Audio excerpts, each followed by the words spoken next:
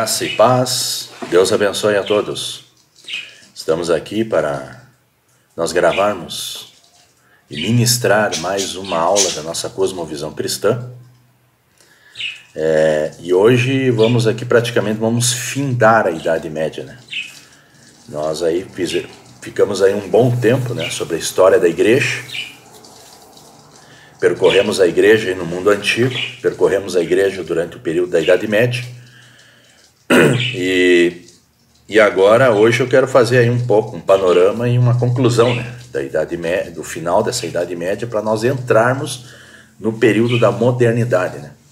Então, praticamente o período da modernidade, que é aí o período do renascentismo, do iluminismo e da reforma, né?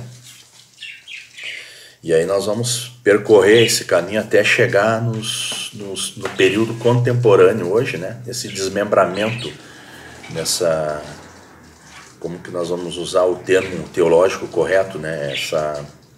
Esse pluralismo denominacional, por que esse fenômeno que existe hoje, né? Por que ele chegou nesse patamar, né? Então, praticamente ele tem início exatamente nesse período, né? Durante a Reforma Protestante. Irmãos, muitas coisas que nós poderíamos ter abordado, né? Então, por falta de tempo, né? Não é por falta de vontade nem disponibilidade, é o tempo mesmo, né? Porque é muito amplo, né? Eu já falei isso antes. Percorrer a Idade Média, né? Nesses dois períodos da Idade Média, que é a Alta Idade Média e a Baixa Idade Média. Então hoje aqui nós vamos chegar no final da Baixa Idade Média, né? Irmãos, tem muita coisa, né? Então, como a gente falou, né? Já quebrando um pouco aquele conceito da Idade das Trevas, né? Uma aula aí até eu coloquei o tema como a Era da Luz, né? Porque realmente esse foi o período da luz. Porque isso aqui é o legado de toda a civilização contemporânea que temos hoje, em termos de conhecimento, de filosofia, de tecnologia, de literatura, de artes, tudo. Todo o legado foi deixado aí pela Idade Média. Então, isso é incontestável, né? Só é possível tu criar um novo conceito moderno a partir disso sem usar a história. Porque se você tiver que usar a história, né, observar o fator histórico para fazer uma narrativa moderna, contemporânea, é impossível você abordar a Idade Média como algo negativo, como trevas, porque não tem como fazer, porque se você observar a história, automaticamente você vai ver que ela é responsável, a Idade Média foi responsável por deixar esse legado que nós temos hoje. É impossível, né? Irmãos, aqui então, hoje nós vamos entrar aqui sobre finalizar, né, esse período da Idade Média para nós entrarmos na modernidade. Então foi uma bênção até aqui, né, nós falar sobre esses assuntos, né, abordar aí um pouquinho, né, tinha muito mais coisas a serem abordadas, nós pegamos alguns aspectos e alguns pontos mais importantes, né, mas ficou ainda bastante coisa. Então, irmãos, hoje eu quero falar sobre o final, né, por que tem exatamente essa divisão do final, né? Então, existe várias datas, se vocês forem estudar, né, qual é a data final da Idade Média, nós estamos usando aí praticamente a queda de Constantinopla, né, que é o ano 1453. Alguns usam aí que é o período onde começou a máquina a vapor, ali em 1680 alguma coisa. Outros vão usar 1710 ali, né, período final da escolástica, um pouco da escolástica. Então são várias datas, mas nós aqui vamos usar dentro da eclesiologia, né, dentro de uma visão eclesiológica, né, praticamente é a queda de Constantinopla, quando a cidade deixa de se tornar cristã para de fato realmente se tornar uma cidade islâmica, né, islamizada, né, tomada ali pelos árabes. Então, para nós, os cristãos, a maioria dos cristãos vai usar como marco divisor, né, do final da Idade Média para a modernidade, vai usar esse período, 1453, tá bom? Irmãos, mas quais foram os fatores, né, que contribuíram para essa mudança, né, para os historiadores, né, os teóricos olharem para para a queda de Constantinopla, né? E fazer esse resumo, esse fechamento do final da Idade Média. Então teve alguns fatores que contribuíram para eles dissessem, não, isso aqui praticamente é o final, então a partir de agora é uma nova era, né? É a modernidade. Então, praticamente sim, é unânime, isso é a decadência de alguns setores, né? De quase todos os setores que fizeram parte desse mundo aí, desse mundo medieval, né? Esse mundo medievo. Então, essa decadência, esse desgaste deles foi o verdadeiro motivo. A data de Constantinopla, de 453, é só para datar, dar um pá, essa aqui é a data. Mas houve as consequências, o porquê daquilo. Então foi o desgaste do mundo medieval, né? Foi o desgaste. Então, o que contribuiu, eu vou citar aqui alguns fatores, né? Secular, no meio secular, então foi o seguinte, ó. A crise do século XIV, então houve muitas crises, né? Então por volta dos fins do século XIII, isso que já começou no século XIII, né? A produtividade agrícola já dava claros sinais de fim, né? Então o que era o período agrícola, o sistema feudal, né? Que tinha na época, prenunciando uma possível falta de alimentos devido ao esgotamento dos solos, enquanto a população continuava apresentando tendências de crescimento. Era o fim da Idade Média. População crescendo, né? E a população cresceu muito na Europa, né? Então, e aí, ao mesmo tempo, começou a haver uma crise agrícola, tá? E aí tem vários aspectos que nós vamos abordar um pouquinho. A exploração predatória e extensiva dos domínios, que caracterizava a agricultura feudal, fazia que o aumento da produção se desse, em sua maior parte, com a anexação de novas áreas. Tá? Daria a expansão, né? A expansão. Que não estava mais ocorrendo, tinha estagnado essas expansões.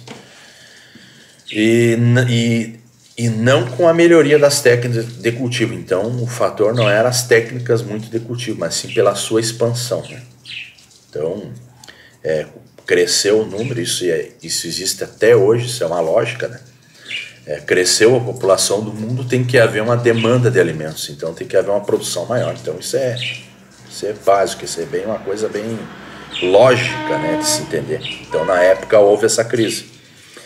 E aí tem os motivos por que se agravaram. Agravaram-se as contradições entre o campo e a cidade da Idade Média. A produção agrícola não respondia às exigências das cidades em crescimento. Tá? Nos séculos XI e XII e metade do século XIII, a utilização de novas terras e inovações técnicas permitiram uma ampliação da produção. Houve um avanço, tá? Houve assim, um avanço nesse sentido, mas ele não foi suficiente. Na última década do século XIII já não restavam terras por ocupar.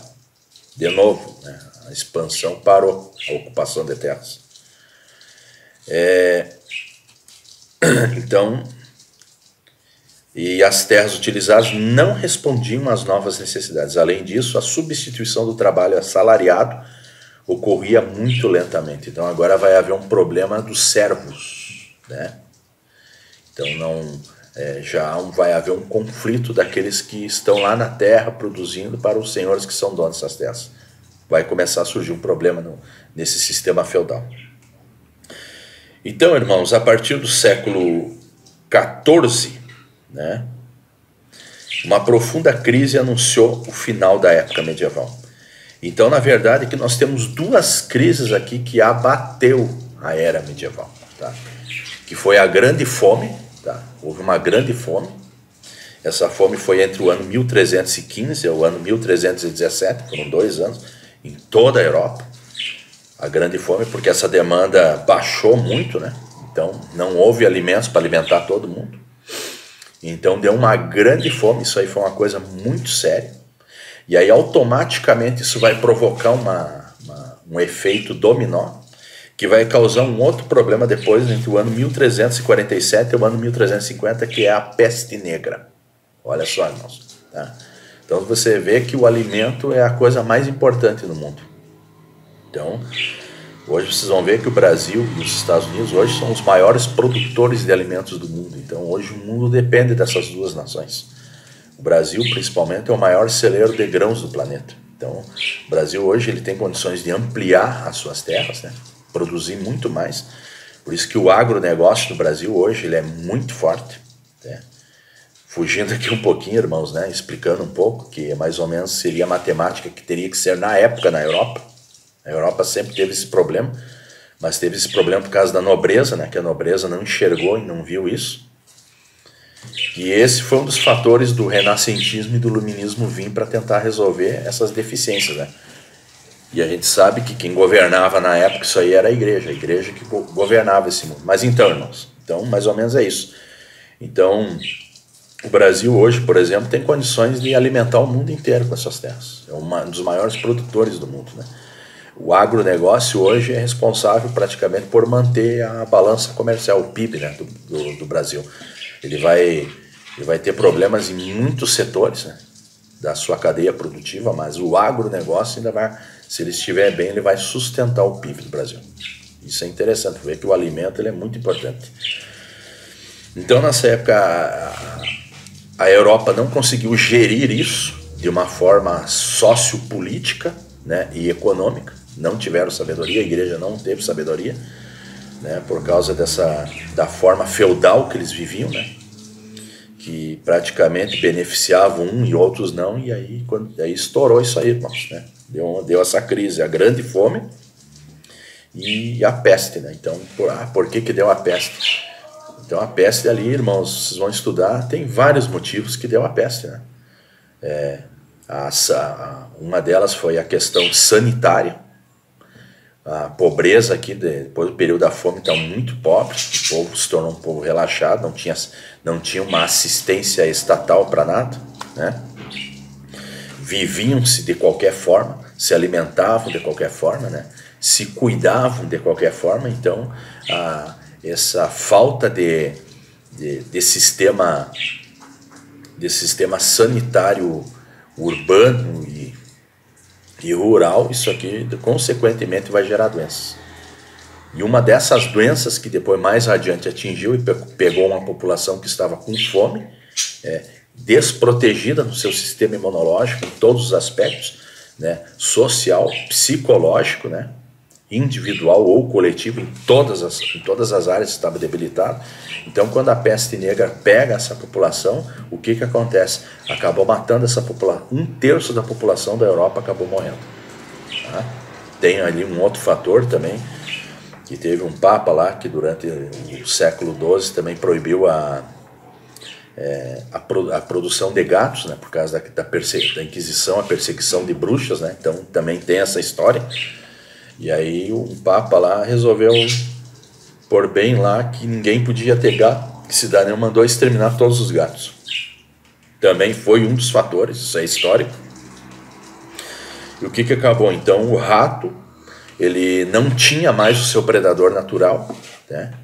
Então a peste bubônica vem através da pulga do rato. Então o que aconteceu? O rato se alastrou, porque as cidades já viviam numa imundície, uma precariedade sanitária total. As cozinhas eram nojentas, inclusive os próprios palácios também não eram diferentes, irmãos, tá? Vocês vão estudar isso aí, vocês vão ficar de boca aberta. Era uma precariedade total a Idade Média nesse sentido. Não havia controle sanitário nenhum. Era terrível, era uma coisa nojenta mesmo. Então, quando o rato vem sem predador, ele é praticamente ali o hospedeiro da pulga, então a pulga se alastrou e a peste bubônica, a peste negra, acabou atingindo a Europa. E aí, como não foi diferente, qual foi o resultado? 1/3 da população acabou morrendo. Foi trágico o negócio. Então, todos esses desgastes, os teóricos que nasceram dessas gerações no futuro começaram a reaver isso aí. É onde vai começar a nascer os novos movimentos, a modernidade, né? Então tudo isso aqui vai preparar, né, irmãos? Então a peste negra amedrontou a Europa e abalou a economia, né? Abalou muito a economia, porque daí é mais desgaste, né? Cidades ricas foram destruídas e abandonadas. Isso aí tem muitas cidades hoje. Vocês vão lá, tem ruínas na Europa lá, que vocês acham que foi por causa das guerras, não foram, tem umas que foram por causa da peste, que devastou cidadezinhas e aldeias, estão até hoje lá, são ruínas. E como consequência, a fome voltou a perturbar, e a fome que já tinha antes voltou depois, mais um período de fome depois da peste negra. Olha só, que coisa terrível, porque aqueles que eram sadios, que estavam no campo trabalhando, daqui a pouco morreram, não tinha mais ninguém que produzisse, então a fome veio como consequência da peste de novo. Então foi uma coisa terrível, né? E nos campos ingleses ele passou de 40 mortes por 1.000 habitantes, tá? Passou de 40 mortes por 1.000 habitantes para 100 por 1.000 habitantes. Então a mortandade, né, passou a aumentar, né? Na cidade belga de Ypres, uma das mais importantes da Europa, pelo menos 10% da população morreu em curto espaço de 6 meses em 1316. Olha só, irmãos. 10% da população morreu em questão de 6 meses. Foi uma coisa terrível, né? Só para aqui tirar um exemplo aqui de como que isso atingiu.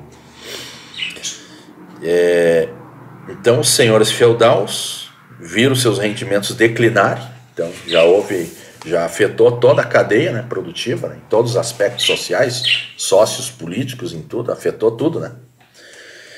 Como é que era aquele sistema feudal que nós falamos antes, irmãos? O sistema feudal, né? Então ele tinha a igreja, né, como comando disso aí. Abaixo da igreja eram 3 classes. Abaixo da igreja estavam os nobres, e aí abaixo dos nobres estavam os servos, né? E aí tinha os senhores feudais, que eram os gerentes de campos, né? Então as pessoas que produziam nessas localidades, o que eles faziam? Eles ganhavam as terras, produziam, mas eles tinham muitos impostos que eles tinham que dar para os senhores feudais, para os senhores feudais prestar conta para os nobres, e os nobres tinham que pegar parte desse dinheiro e entregar para a igreja, porque quem dominava tudo era a igreja, e era assim que era o sistema feudal. Então, quando lá embaixo, na ponta lá, não tinha mais ninguém produzindo, muitos abandonaram o campo, então não tinha mais produção, dinheiro não chegou no senhor feudal, o senhor feudal não tinha dinheiro para manter o nobre, e o nobre não dava para a igreja, então houve um problema econômico. Foi uma coisa terrível, então foi isso que aconteceu. Então automaticamente eles têm que reaver isso aqui para fazer uma nova mudança, tá, irmãos? Então também teve lá as questões, também as intempéries, né, do tempo, também houve lá um período de mortandade trazida pelas chuvas, né? Então a fome e a peste negra foi ainda ampliada por causa disso, né? E pela uma longa guerra entre os reis da Inglaterra e a França, chamada Guerra dos 100 Anos, olha só. Além de tudo isso aí, tinha as intempéries, porque houve lá um período também de grandes chuvas, que devastou as terras, limpou os campos. Houve a Guerra dos 100 Anos entre a França e a Inglaterra, porque isso aí já deu um desgaste tremendo. Então isso aqui foi a finaleira no campo, né, no campo secular, e aí tem a questão religiosa também, né? Então a igreja medieval nos primeiros séculos da Igreja Média, da Idade Média, enquanto os reinos germânicos se formavam e se convertiam ao catolicismo, muitas vezes foram obrigados a isso de forma violenta. Então houve umas conversões forçadas, que nem nós falamos, a igreja se tornou estatal, então automaticamente aquela conversão genuína cai por terra, e aí o Estado passa a querer converter todo mundo, e muitas vezes de forma violenta. A igreja ia afirmando alianças políticas e ampliando a sua autoridade, porque ela já está no campo estatal. Então ela vai perder o sentido eclesial e vai entrar no campo mais político e econômico e político, né? Então ela vai acabar entrando nessas esferas, porque isso é inevitável. E a igreja, quando ela entra nessas esferas que não são na sua atribuição, ela vai se corromper automaticamente. Então, irmãos, todo o acesso ao conhecimento ficou sob o controle da igreja, né? Nós sabemos, já estudamos isso, né? E por isso a cultura medieval se voltou para o saber religioso, baseado na fé, nos dogmas, no respeito ao poder ao Papa e de seus subordinados. Então a igreja atraía o mundo para si, todas as suas esferas políticas, econômicas, sociais, tudo era subordinado à igreja. E a igreja era o centro do poder. Então era isso aí. Subordinado aos cardeais, bispos e padres, né? Então aqui a igreja católica já estava estabelecida, a católica romana, como poder romano. considerados representantes de Deus na Terra. Então houve ali o imperialismo da igreja, porque quando fala imperialismo, porque ele vai imperar sobre todas as esferas da sociedade. E a igreja não deveria imperar sobre isso. A igreja tem que redimir as esferas, mas não imperar com o braço de ferro em todas elas, né? Então a igreja pregava que a alma do fiel seria salva pela fé, pela observância dos 7 sacramentos, pela realização de obras religiosas, né? Nós falamos isso ali nas cruzadas um pouco, né? E dessas obras está o pagamento de impostos para Roma, que não era pouca coisa, a ajuda financeira na construção de igrejas, né? Que aí termina o período romanismo da arquitetura e entra o período gótico, né? E o período gótico ele vai começar a fazer catedrais imensas, enormes, porque agora muda o estilo de construção arquitetônica, que antes não poderiam construir muito maiores, porque eles não tinham uma engenharia. A engenharia era grotesca para segurar grandes pesos. Então, quando chegou a arquitetura gótica, ela mudou esse conceito. Ela se tornou mais claro, mais linda, a arquitetura. Poderia aumentar os edifícios com uma sustentação menor. Basicamente é isso que a arquitetura. Só que esse efeito da construção gótica começou a exigir muito mais dos seus fiéis, né? Porque aí eles passaram a construir muito mais igrejas, maiores, mais suntuosas, e isso vai uma demanda muito maior de dinheiro. Então isso já foi um dos fatores, né? Então a ajuda financeira para a construção de igrejas, a doação de terras e de parte das heranças, né? Por isso, um pouco de tempo a Igreja Católica Romana se tornou a mais rica instituição europeia e é até hoje. Tá, irmãos? Então a igreja, essa romana que nós vemos hoje, essa instituição romana hoje, todo o poder que ela tem hoje foi esse período aqui que ela se estabeleceu, tá? Foi durante esse período. Por causa desse poder totalitário que tinha, né? Então acabou tendo toda essa proeminência toda. Então aí começou também a crise da igreja, tá? A Idade Média, nós falamos ali a crise secular do mundo, o mundo secular, né? A peste, a fome, as guerras, né? O poder econômico, as pessoas passando fome, crescimento da população, as cidades começaram a se transformar em ruínas, os campos já não tinham mais trabalhadores, foi uma crise, final do período medieval. Agora a igreja também. Com as transformações ocorridas no final da Idade Média, séculos XIV e XV, a Igreja Católica Romana, que era o símbolo de poder, até então passou a ser afrontado. Começam alguns movimentos que nós já falamos um pouco, né? As monarquias se fortaleciam, passaram a questionar o direito do Papa e a se intrometer nas questões políticas nacionais e cobrar impostos aos seus súditos. Então, agora começa uma inversão. Agora os imperadores passam a questionar o poder papal. É o clero, né, os nobres e os servos. Agora os nobres já começam a querer pular essa cadeia, sobrepor a igreja e deixar a igreja abaixo. Vai começar a haver uma inversão nisso. Começa a questionar o poder papal. Digo, não, o poder não pode mais estar na mão de vocês. Vocês aí, a Idade Média, olha aí o que causou as guerras, aí, as pestes, as fomes. Aí. Nós precisamos melhorar esse negócio. Vai começar a haver uma inversão agora, né? A burguesia, como novo grupo social que busca o prestígio, precisa romper com a ordem social hierarquizada imposta pela igreja. É isso que eu falei agora. Então eles vão começar a questionar essa nova hierarquia. Não, nós vamos assumir o poder. Agora está na hora de nós reger o mundo. A população buscava respostas para suas angústias religiosas, porque aí o ser humano, por natureza, irmãos, já somos religiosos, nós sempre vamos buscar a Deus de alguma forma. Já que a Igreja Católica nada pode fazer para salvá-lo durante os períodos de fomes e pestes de guerra, a Igreja não deu uma resposta, imediata e que sustentasse esse período de fomes e pestes, e alguns começaram a questionar, né? Então nós temos que, se chega a dar de novo isso aí, nós temos que, não podemos depender da igreja.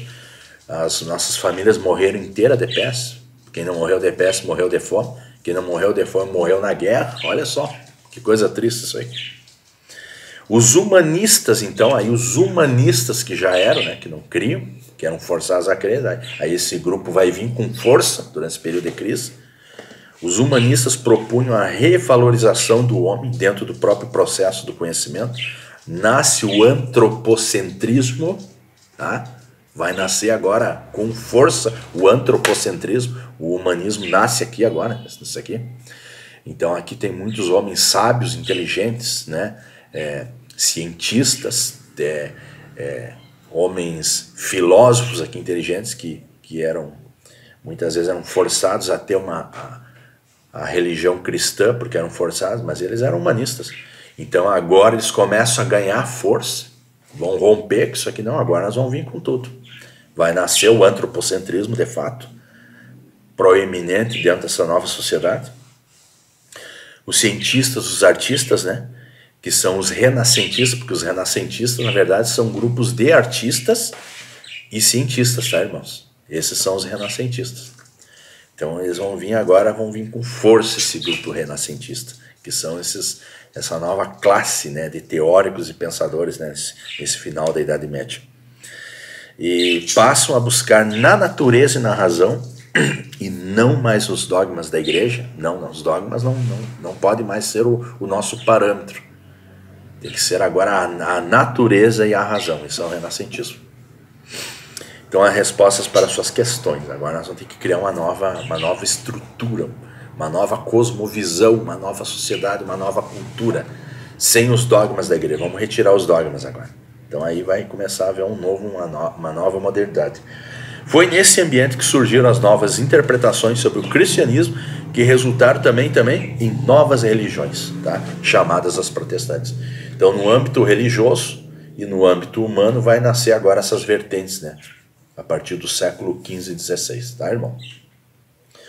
Então, essa é a finaleira da Idade Média, ela vai causar exatamente isso aqui. Daí nós vamos ver mais adiante, né? Então, aquilo que nós vimos ali sobre os renascentistas, que é a base do renascentismo e a base para a reforma. Esses dois grupos vão vir com força tremenda. E o interessante é que a característica desses dois grupos, dessa nova geração, é a questão da preservação do individualismo, tá, irmãos? E isso tanto no conceito protestante, né? O protestante ele vai defender a comunidade, o coletivo, mas ele também vai vir que nem o renascentismo e o iluminismo, defendendo e dando essa preservação ao indivíduo, tá? O protestantismo, o original, ele vem com essa característica, né, de preservar o ser humano também como indivíduo, né? O que a Idade Média deixou de fazer, agora esses novos movimentos vão se preocupar com o indivíduo. Então agora vai nascer uma nova era, uma modernidade dentro dessas novas teorias, né? Irmãos, então aqui tem muita coisa para nós falar em cima disso aqui. Daí vai vir o luteranismo, né? O calvinismo, né? E o anglicanismo, tá?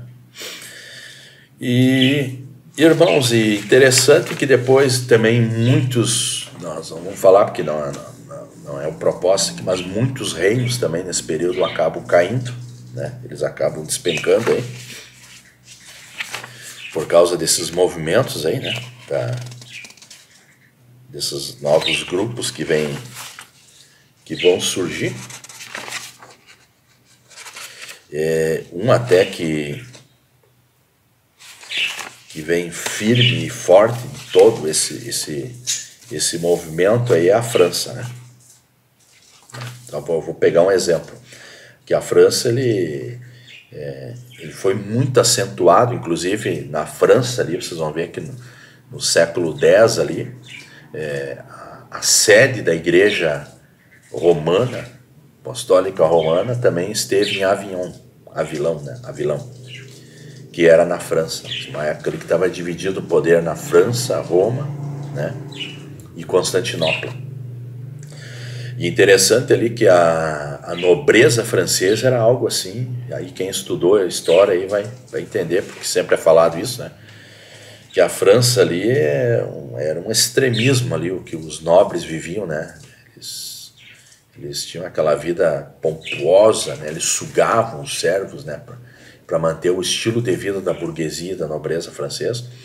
Isso aí foi tão acentuado nesses períodos aqui que quando chegou lá no século XVII, no século XVIII precisamente, então houve a chamada queda da Bastilha, né? Vocês estudaram a queda da Bastilha, na verdade foi um movimento que o próprio povo francês fez e derrubou o Império Francês.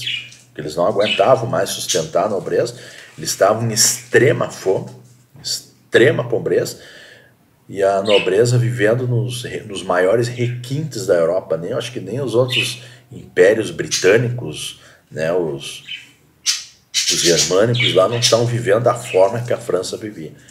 Então, no meio dessa crise toda, quando isso aí foi em 14 de julho de 1789, é o dia da queda da Bastilha, né? Para ver que a França nesse dia comemora a queda da Bastilha. Foi o dia que o povo invadiu lá as casas nobres, né? Lá em Marsella, né? Na Bastilha, que era a sede do rei, né? Dos imperadores. E o povo tomou tudo aquilo ali e levantaram uma nova democracia, né? E aí depois teve os problemas também nessa nova democracia, né? Até a França se tornar ali o berço, né, do iluminismo, né? A chamada nova democracia do mundo. Então, e aí eles vão vir com uma nova proposta aí na modernidade por causa desse movimento aí, né? Eles fizeram esse movimento. E aí a resposta da igreja nesse período vai ser a reforma protestante. Então, nos próximos estudos, irmãos, nós vamos entrar aí na modernidade, já vamos entrar aí nessa questão, falar um pouco sobre o iluminismo, tá? E vamos falar bastante sobre o protestantismo, aí, as suas vertentes, aí, qual foram os movimentos, os principais nomes proeminentes. Nós já falamos aí do que foi a origem, né? Pedro Valdo. Falamos aí um pouco dos pré-reformadores, de alguns movimentos que houve na Europa também. Mas aí agora na modernidade nós vamos falar de fato na reforma, porque essa vai vir para ficar e vai mudar o mundo moderno aí. Amém, irmãos? Glória a Deus até aqui. Irmãos, agradeço aqui esse tempo, essa oportunidade em nome de Jesus. Espero que os irmãos tenham sido iluminados pelo Espírito Santo de Deus para entender e compreender um pouco da nossa história, da igreja. E é impossível falar a história da igreja sem acompanhar os movimentos do mundo, porque ela está inserida nesse contexto, e principalmente nesse período que nós falamos aí, a igreja ela dominou, né? Então ela teve uma influência muito grande, né? Como nós falamos, ela deixou muita coisa boa, que ficou até hoje, então isso praticamente isso aí é divino, isso aí é uma ação divina. E irmãos, aí, que Deus abençoe a todos, né? E que a gente continue sendo reformado, no entendimento, e reformado no sentido renovado pelo Espírito Santo de Deus. Que a nossa vida se torne uma vida sempre piedosa, né? Porque o dia que nós deixarmos de se tornar piedosos no nosso dia a dia, nós estamos se esfriando na fé, e aí nós vamos perdendo contato com Deus. Mas em nome de Jesus, vamos permanecer firmes nesse propósito, permanecermos firmes na nossa fé, na nossa convicção com Deus. Amém? E determinar que realmente eu e a minha casa, você e a sua casa servem ao Senhor, em nome de Jesus. Agradeço aqui a oportunidade e que Deus abençoe a todos. Continue guardando nessa pandemia e livrando-vos de todo o mal em nome de Jesus. Eu quero orar com os irmãos. Senhor nosso Deus e Pai, em nome do Senhor Jesus Cristo, mais uma vez eu quero te agradecer pela oportunidade que o Senhor tem nos dado de estudar a sua história e as suas escrituras. E eu te peço, abençoe a nossa comunidade, a nossa igreja, e continua nos guardando e nos livrando aqui, Senhor, dessa crise que nós estamos vivendo. Não é a crise que vivemos lá na Idade Média, no final, mas hoje estamos vivendo uma outra crise. Mas que o Senhor nos guarde, guarde a sua igreja, guarda os teus filhos e livra eles de todo mal, em nome de Jesus. E que eles sejam sustentados pelo Senhor. Que não falte o alimento, que não falte a comida, que não falte a saúde na vida de todos os nossos irmãos. Em nome de Jesus. Amém. Glória a Deus. Obrigado, irmãos. Deus abençoe. You didn't want heaven without us. So Jesus, you